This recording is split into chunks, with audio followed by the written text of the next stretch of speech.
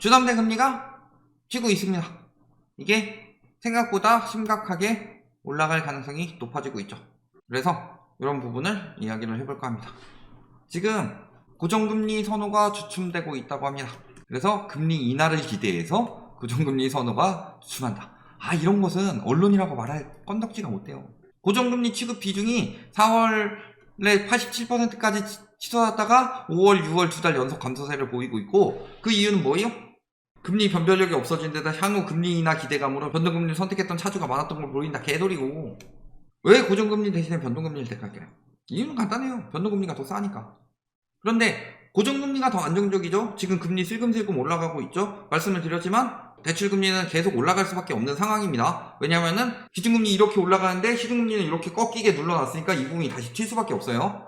그런데 그럼에도 불구하고 왜 변동금리를 받을까? 고정금리는 내가 원하는 만큼의 대출이 나오지 않기 때문에. 첫 번째는 원리금이 많이 나가고, 두 번째는 뭐예요? DSR이 적용이 되니까 금리에 따라서 내가 받을 수 있는 대출 금액 자체가 달라지죠. 그러니까 변동금리를 받는 건데, 그래서 고정금리 비중보다 변동금리 비중이 올라간다는 것 자체가 또 무리하게 들어가고 있는 사람들이 있다는 거죠. 주담대 받을 때 변동금리 제일 많이 받았던 시기가 언제였냐? 생각해보면 코로나 때가 제일 심했죠. 그때 금리가 많이 떨어졌고, 많이 떨어졌는데 고정금리랑 변동금리 차이가 나니까 변동금리를 받아서 한 푼이라도 더 대출을 받아서 막 올리고 올렸다가 그게 무너졌던 거. 우르르 무너졌던 게 불과 작년인데 벌써부터 이딴 이야기를 하고 있다. 이런 식으로 부추겨가지고 지금 주담대가 1조가 증가했다고 합니다. 문제는 6월 이후라고 하는데, 이거 왜 언론에서 자꾸 이런 식으로 말하는 걸 바꾸는지 모르겠지만요, 5월 중순부터 금리 오르기 시작했다고 그랬어요. 금융채 금리, 국채 금리, CD 금리, 콜금리 다 5월 중순부터 오르기 시작했습니다. 이게 정부에서 누르고 눌렀던 것들이 터져 나온다고 그랬죠. 뭐가 있었어요? 첫 번째, 작년에 레고랜드 사태로 채권 시장이 무너지니까 채권 발행 자체를 막았죠. 어디? 은행에서. 그 은행에서 발행 못했던 채권을 올해 발행하고 있죠. 그러니까 채권금리가 튀죠. 그 다음 두 번째, 정부에서 대출금리 억지로 눌렀죠. 대출금리 억지로 눌렀는데 결국에는 예금금리가 계속 올라가면서 대출금리가 다시 올라가니까 예금금리까지 눌러버렸죠. 그 예금금리도 눌러서 내려갈 수 있는데 한도가 있죠. 왜? 은행에서 자금이 심하게 빠질 정도로 내려가게 되면은 은행에서도 그렇게까지는 안 내릴 거니까. 이게 올해 다시 예금금리가 올라가고 있어요. 물론 채권금리가 올라가는 영향도 있죠. 이런 것들이 지금 전반적으로 시장 왜곡이 정상화되는 상황인 거죠. 그러니까 금리가 올라가고 있는데 계속 이제 뭐 곧 금리 인하한다. 증권가에서 계속 그런 말 퍼뜨리죠. 곧 금리 인하합니다. 올해 하반기에도 할 수 있고요. 적어도 내년엔 할 겁니다. 말 같지도 않은 소리를 하고 있어. 내년에 금리 인하한다는 건요, 경제가 개박살 났든가 아니면은 경제를 개박살 내려고 하는 거예요.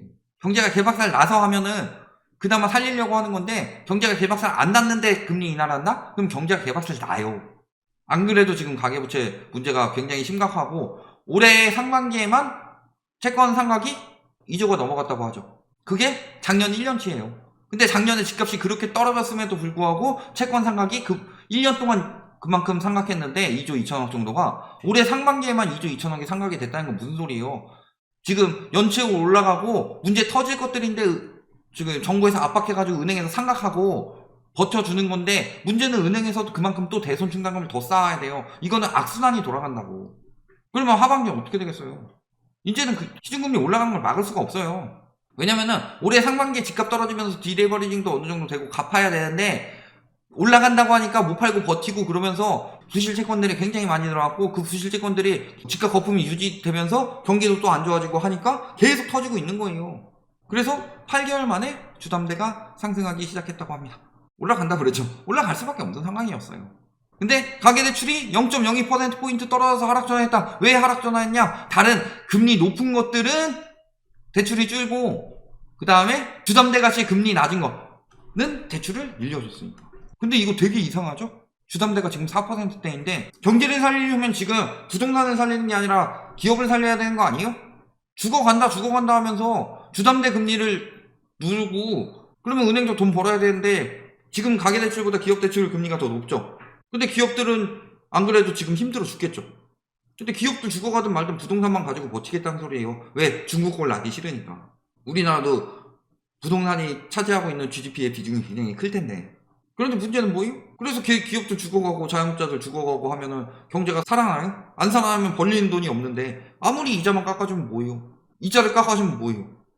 너 월 300만원 버는데 네가 150만원 이자 내지? 내가 120만원으로 깎아줄게. 깎아주면 뭐예요? 그 300만원 벌던 게 잘려가지고 못 벌게 생겼는데 실질 임금이 떨어지고 있는 걸 봐야 될 거 아니에요. 그래서 주담대를 누르는 건 굉장히 잘못된 정책이고 이것 때문에 대출이 더 쌓이도록 만들어서 위기는 더 키웠고 그런데 결국에는 그래서 극복이 되느냐? 극복이 안 되죠. 원천적인 게 해결이 안 됐는데 인플레이션이 해결이 됐어요? 가계대출이 해결이 됐어요? 아니면 경제가 해결이 됐어요? 원천적인 건 아무것도 해결되지 않았다. 그리고 결국엔 주담대 금리마저도 올라가고 있다. 어떻게든 우회해서는 깎아줬었죠. 뭐라도. 그래서 대환대출을 계속 해가지고 하고 있는데 대환대출을 왜 해줘요? 힘들다고 해서 대환대출까지 해주면서 왜 전세가는 올리려고 계속 그 난리 치고 있어요? 그러면은 대환대출에 해당되지 않는 돈 많이 벌고 이런 사람들은 역차별을 받고 있는 거죠. 똑같이 해서 빌렸는데 쟤는 깎아주고 나는 안 깎아주고 역차별을 받고 있는 거다. 그리고 무리하게 빚내서 투기한 사람들까지 대환대출로 다 살려주면은 누가 근로소득을 올리려고 하겠느냐. 그러니까 요즘 MZ세대들이라고 표현을 하지만 MZ세대가 문제인 게 아니라 근로소득에 대한 그 정당한 보상이 없기 때문이에요.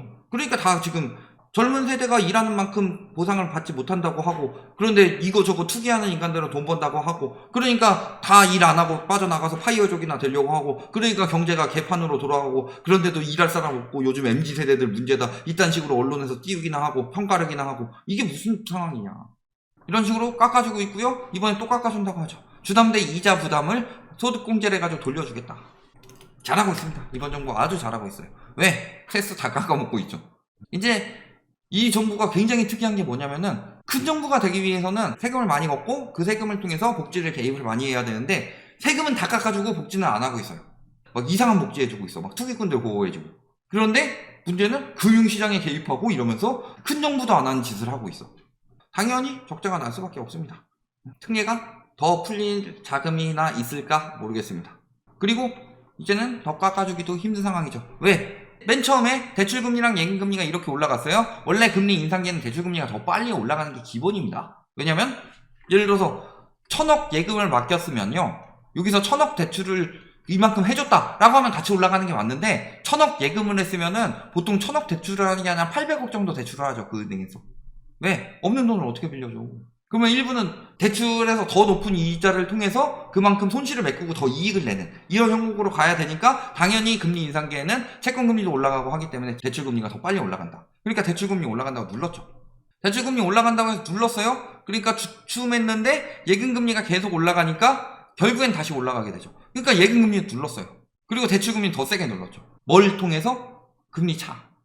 예대 금리차가 너무 크다. 우리나라 은행은 엄청나게 소비자들을 뽑아먹는 아주 악독한 집단이다. 그리고 언론에서는 은행에서 성과급 잔치를 하고 있다. 이런 식으로 계속 띄웠죠. 괜히 용산으로 옮긴 게 아니라니까요. 1층에 왜 괜히 기자실을 뒀겠어. 언론이 그거를 나팔수를 다 해주고 있으니까 그런 거지. 그런데 미국은요 지금 예금금리 1%에 대출금리 10%예요. 미국도 이렇게 하는데 우리나라는 예대 금리차가 이제 0%대입니다. 어떡할 거예요? 핑계댈 게 뭐 있어요 이제. 예금 금리에 비해서 대출 금리가 과도하게 높다? 아니죠. 그리고 은행에서는 지금 삼각한 구실 채권에 대한 대손 충당금도 쌓아야 되고 그 다음에 유동성 커버리지 비율이나 예대율 이런 것들도 맞춰야 되고 그러니까 자금 확보를 해야 되는데 작년에 채권 발행을 못하게 해놨네? 그리고 올해 채권 발행을 하는 거고 이게 돌아가고 있는 거고 1금융권에서 예금금리를 그렇게 올려와 버리니까 2금융권에서도 예대금리를 올려야 되는데 중금리 대출은 더 이상 올라갈 수가 없죠. 한계를 맞이해서 이미 상한선을 찍었고 그런 상황에서 예금금리를 더 올려가지고 자금을 확보하려고 하니까 손실이 커지는 거고 그러니까 2금융권 터진다는 이야기를 하는 거예요 지금. 이런 상황에서 2금융권이 무리하게 투자했던 부동산 PF 이런 것들 굉장히 위험한 상품인데 과거 글로벌 금융이 터질 때 미국처럼 집값이 언제 떨어져 집값은 안 떨어져 이런 심리를 가지고 있다가 터질 때 망하는 거고 그래서 예대 금리 차도 0%이기 때문에 이제 막 정부에서 뭐 누르고 해가지고 대출금리 더 눌러라 0% 차인데 뭘 더 눌러요. 손실 보면서 돈 빌려주라고? 은행은 기업이죠. 돈 벌어야 돼요 쟤네도. 이런 상황까지 됐으니까 이번에 특례보금자리론 일반형 금리가 인상이 되더라. 특례보금자리론 마저도 금리가 올라가고 있어요. 근데 특례보금자리로 한 차례 더 푼다? 그러면 재원이 되는 주택저당증권, MBS 발행금리가 당연히 더 올라가겠죠. 공급이 늘어나는데 당연히 더 올라가지. 그러면 다음 특례보금자리로 뭐 되게 쉽게 이야기를 해요. 유튜버 뭐 상승론자들, 예를 들어 저기 우리 고소하신 부일남 정택씨 같은 경우가 무슨 이야기를 했느냐, 특례보금자리론 또 연장할 것이다, 쉽게 이야기를 했는데요. 또 연장하게 되면 금리 어떻게 감당할 거예요? 정부는 돈이 없어요. 그러면 채권 발행해서 조달하게 되면 어떻게 돼요? 특례보금자리론 금리가 지금처럼 싸게 나올 수가 없다는 거죠. 그러면 주담대에 비해서 메리트가 있는 건 DSR 우회하는 것밖에 없을 텐데, DSR 우회하는데 금리가 그렇게 높아요. 지금 4%대죠. 지금 4.4에서 4.7%예요? 그러면은 다음 특례보금자리론 나오면 5% 넘어갈 거예요. 그걸 누가 받아요? DSR 40% 피하자고. 그러면 어마어마한 이자 부담이 되는데. 그러니까 맨날 이런 식으로 언론에서는 금리가 올라가고 있는데도 곧 금리 인하한다, 이런 이야기하고 있고, 은행채 계속 발행되고 있는데, 계속 금리 올라가고 있는 상황인데도 금리 곧 떨어질 거고 이제 저점 찍었고 부동산은 바닥 찍었고 올라갈 거고 이러니까 맨날 또 30대들 당하는 거 아니에요. 왜 30대들이 주로 당할까요? 왜 4, 5, 60대는 가만히 있을까요? 4, 5, 60대는 과거에 글로벌 금융위기 때 집값 떨어지는 걸 봤으니까 30대는 못 받고, 그러니까 또 포모 주공은 자극해가지고 30대 자극하는 건데요. 지금 이게 문제가 뭐냐? 자, 일본은 왜 잃어버린 30년이었을까요? 10년 뒤에 집값을 올려준 사람들이 원래 10년 뒤에 보통 집은 40대에 사잖아요. 30대에 사는 사람들은 집이 돈이 많은 경우고, 30대에 어떻게 집을 사요? 우리나라에 돈 모아서. 그러면 보통 한 40대쯤 마련을 하는데, 우리나라는 30대에 이렇게 해가지고 30대가 다 떠안고 빠지게 되니까 그들이 40대가 돼서 10년 뒤에 집값을 올려야 될 때 올려야 될 사람들이 돈이 없는 거예요. 이게 어떻게 10년 뒤에 다시 오르고 이게 부동산 주기설이 그대로 맞아 들어가겠냐. 이번에 코로나 터지면서 완전히 어긋나서 미래 수요들을 다 끌어다 썼는데, 여기에 미 금리 인상 여파까지 있다고 하죠. 미국의 기준금리가 인상되면 신흥국 채권에 대한 수요가 줄어들게 되는데 은행은 더 많은 비용을 들어서 은행채를 발행해 자금을 조달할 수밖에 없다. 물론 이것은 그냥 굉장히 이론적인 이야기이고, 미국의 기준금리가 인상하게 되면 미국의 채권금리도 올라가기 때문에요, 채권 가격이 더 떨어질 것이다 라는 기대감 때문에 지금 미국에 자금이 안 모이고 있는 건데, 미국의 기준금리 인상이 멈춰버리게 되면 어떻게 돼요? 채권금리가 더 급하게 올라가진 않겠다. 즉 채권 가격이 바닥을 찍었겠다. 그러면은 자금이 그때야말로 진짜 신흥국 자금이 미국 채권으로 이동을 하게 된다. 지금 요거는 거짓이고, 지금은요 코픽스 금리가 올라가고, 요거는 지금 은행채를 발행해서 미국 기준금리가 인상해서 은행채를 발행한 게 아니라 은행채를 발행해서 지금 자금을 확보해야 되기 때문에 발행을 하는 거고, 그것 때문에 코픽스가 올라가는 거고요. 미국 금리 인상의 여파는 지금보다는 금리 인상이 종료될 때쯤 가장 크게 나온다. 그리고 이 고금리는 장기화될 수밖에 없죠. 왜? 이야기를 했지만 연준 직원들이 올해 경기 침체를 예상하고 있지 않다는 점도 시사했다. 이 이야기를 들어놓고서도 9월에 인상도 가능하고 동결도 가능하다, 지표 보고 하겠다. 물론 8월에 한 달 쉬기 때문에 저런 이야기를 한 거예요. 늘 저런 식으로 이야기를 했고. 그런데 경기 침체를 예상하고 있지 않다, 이게 말하는 바가 뭐예요? 인플레이션이 안 잡혔는데 금리 인상을 멈추는 경우는 경기 침체가 나가지고 속도 조절하는 경우밖에 없죠. 근데 경기 침체를 예상하지 않는데요. 그러면은 경기 침체는 예상되지 않고 노동시장은 아직도 강세고, 그 다음에 임금 서비스 물가는 굉장히 올라가고 있고, 이런 상황에서 미국에서 긴축이 끝났다? 종료된다? 이번에 금리 인상 끝내고 동결한다? 이런 의견들이 어떻게 나오냐. 근데 미국에서 금리를 9월에 한 번 더 올린다고 해봅시다. 계속 버틸 거예요? 우리나라도? 미국에서 한 번 더 올릴 가능성을 열어두니까 ECB도 뭐라 그래요? 유럽에서도? 우리도 한 번 더 올릴 가능성. 왜? 유럽은 그때 끝나고 터졌을 때 미국에서 자금이 싹 빨려가는 걸 알기 때문에. 그거를 글로벌 금융위기 터지고 유럽은 좀 재정위기로 당했었기 때문에. 근데 미국의 파월은 계속 물가만 이야기하고, 우리 연준의 중앙은행의 역할은 물가를 잡는 거다. 물가를 잡아서 물가가 올라가게 되면 피해보는 사람들이 누구예요? 최저층. 일수록 피해가 더 크죠. 가난한 사람일수록 피해를 더 본다. 이 사람들을 위해서 우리가 해야 되는 역할은 물가다. 물가가 아니고 다른 이야기는 나는 길게 이야기하지 않겠다. 나한테 물어보지 마라. 왜? 그건 정부가 알아서 할 일이지 중앙은행이 할 일은 아니다.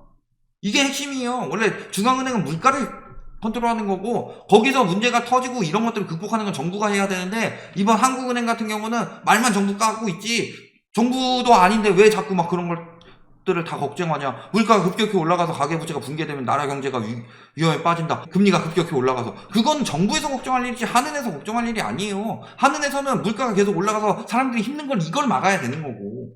그러니까 지금 행보가 갈리고 있는데 이렇게 행보가 갈렸을 때 중앙은행에서 경제 생각해서 금리 똑바로 못 올렸을 때 생겨나는 일들을 생각해봐라. 결국에는 딱 미국에서 이제 금리 딱 정점 찍고 이제 양털깎기를 해야 되겠다. 자금을 싹 끌어와야 되겠다 했을 때 그런 것들이 당한다. 요거를 잘 생각해 보시면요. 지금 이미 여기저기 터지고 있는 곳들도 나오고 있죠. 우리나라는 안 터질까? 이런 것까지 생각해 보시면은 지금 주담대 올라가는 거 당연히 막을 수 없고요. 은행들은 정부에서 눌러놨기 때문에 그 눌러놓은 만큼 그 은행 순위도 다 떨어져. 세계 100대 은행에서 우리나라 은행 들어가 있던 것들 순위 다 떨어졌습니다. 그만큼 더 자금 확보해야 되고 하는 상황이고 더 큰 손실도 대비해야 되는 상황이다. 그런데도 어떻게 조만간 금리 떨어진다는 소리를 하냐. 기준금리가 내려가도 시중금리가 올라갈 가능성이 굉장히 높은 상황입니다. 여기까지 말씀드리겠습니다.